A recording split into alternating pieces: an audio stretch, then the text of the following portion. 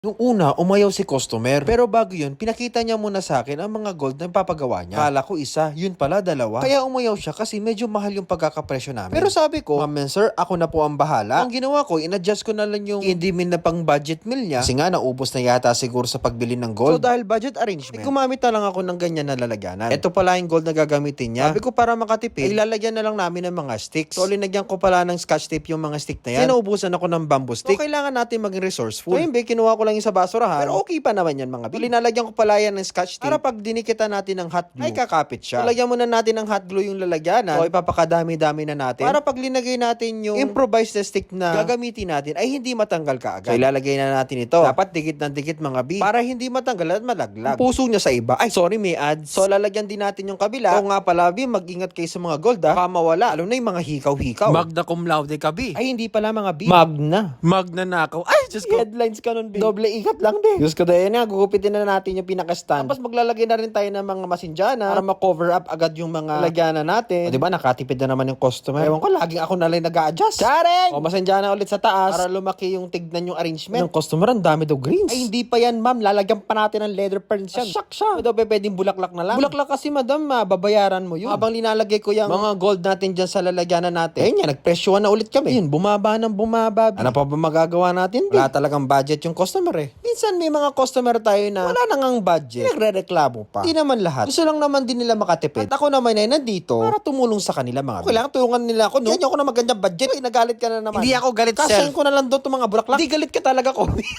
Charot lang. So, ito palang isang bundle B. Pagkakasyahin ko na lang dito sa dalawang arrangement. So ang ginawa ko, hinati ko na lang. 5 kay Juan, 5 kay Pedro. So paglayo-layuin lang natin para talagang mukhang malaki. Tapos one face na yung gagawin natin. So umalis pala ako dyan at kumuha ng mga gamit. Tapos di ko alam pinapakiraman na. Tawa na lang kasi ako. May mga kamay na ganyan. Actually naririnig ko sila. Sabi nila, eto na ba talaga yun? Basta ba ang pangit kasi? Hindi pa yan, di pa tapos yan. Sabi nung asawa niya. Talas talaga ng tenga ko sa mga ganito mga. Kasi paglabas ko nga, dadala ko na ito, linalagay ko na nga gypsophilia. Kasi nga alam ko nga na konti lang yung bulaklak. So, sa gypsophilia tayo babawi ngayon. O yan na, nagbuka ng marami. So, ilalagay lang natin siya sa mga singit-singit para talagang maging full yung arrangement natin. So, habang linalagay ko yung eucalyptus na yan, sabi niya, gato ba talaga yung pangit? Sir, eucalyptus yan, sir. Free lang yung free. Sabi ng girl, gagi maganda yan. Ay, bakit di gagi? Hindi nagsalita ng gagi.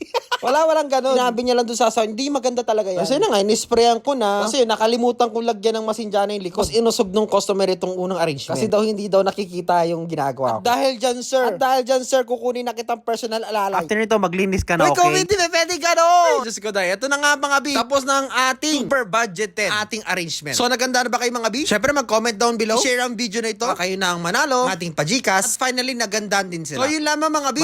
Maraming salamat. Thank you very much.